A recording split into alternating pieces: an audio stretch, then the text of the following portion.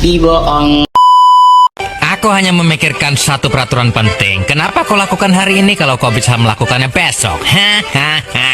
Few moments later.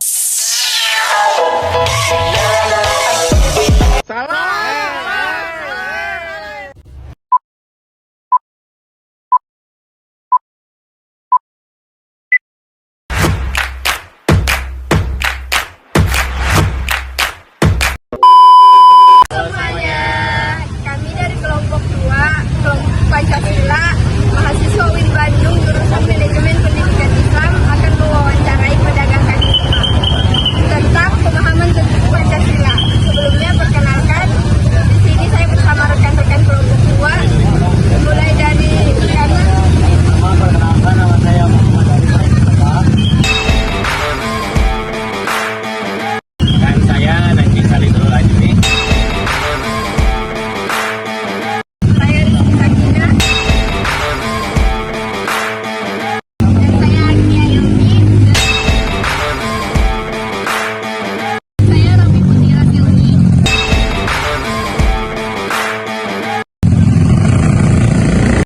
A few moments later.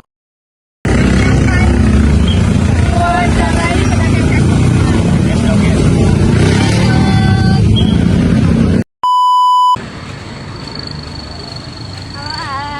Halo. Izin wawancara boleh? Boleh. Sebelumnya perkenalkan nama dulu. Namanya Abdul Manap. Oke. Kami dari mahasiswa UIN Bandung dari jurusan Manajemen Pendidikan Islam mau bertanya nih seputar tentang masyarakat yang pemahamannya tentang Pancasila. Boleh. Pertanyaannya, sejak kapan AA mulai berjualan di kaki lima? Kalau di kaki lima baru 6 bulan. Baru 6 bulan. Oke, selanjutnya apa yang AA rasain paling menarik nih tentang pekerjaan AA sebagai pedagang kaki lima? Awalnya kan emang usaha di bidang konter. Nah, turun ke kaki lima tuh karena faktor ekonomi yang pertama mah. Terus yang keduanya lebih asik aja gitu, lebih langsung bertatap muka dengan mahasiswa. Beda kalau di konter kan lebih lama gitu. Kita yang nunggu pelanggan. Kalau kaki lima kan lebih kita yang menjemput gitu. Jadi lebih menarik sebetulnya. Oke. Bagaimana Anda mengatasi persaingan dengan pedagang lain di sekitar Anda?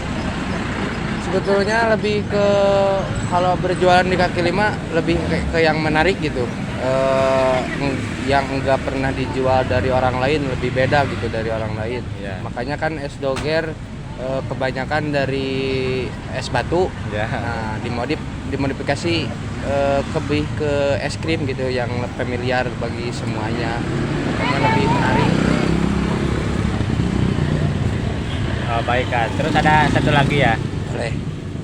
Ada pertanyaannya, apakah Anda memiliki komunitas atau organisasi yang mendukung pedagang kaki lima? Kalau organisasi sebetulnya mah belum tahu ya, soalnya kan baru terjun ke lapangan gitu, jualan di kaki lima. Nah, kalau pengetahuan dari yang iuran itu pasti ada gitu, iuran buat keamanannya. Apa arti toleransi bagi Anda sebagai pedagang? Lebih menghargai ke pedagang yang lain sih sebetulnya, kan banyak lebih dulu gitu orang lain yang kan Amang mah lebih awal gitu, lebih baru lah intinya, lebih bisa menghargai ada yang pedagang yang lebih sepuh gitu, terus yang lebih lama. Makanya harus ya sebetulnya lebih ke sikapnya lah yang bagus gitu buat ke pedagang yang lain biar nggak ada jelek gitu.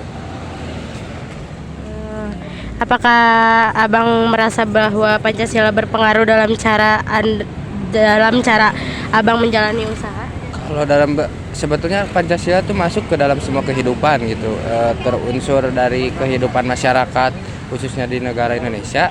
Ya kalau berdagang di kaki lima pasti masuk juga gitu. Lebih ke ya intinya pasti dalam kehidupan mah pasti ada unsur Pancasilanya. Gitu.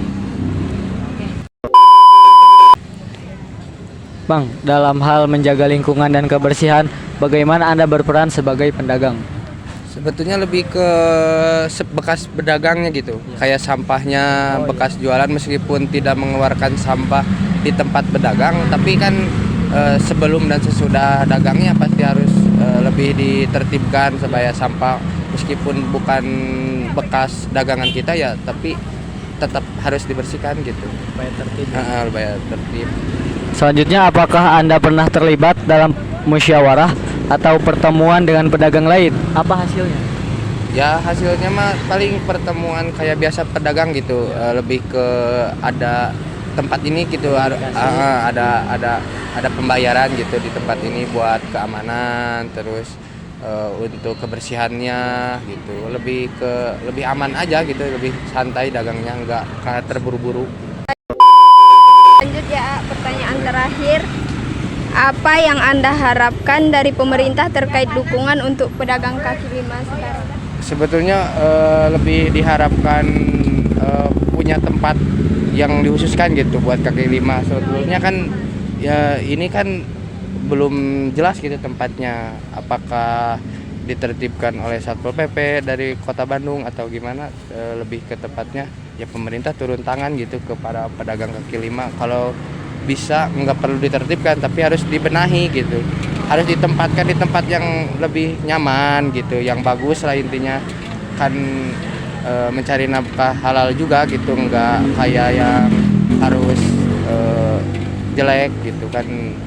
Ya intinya lebih ke minta harap pemerintah tuh turun tangan tuh nggak seputar harus ditertibkan gitu, ditertibkan boleh tapi harus ada tempat khususnya gitu.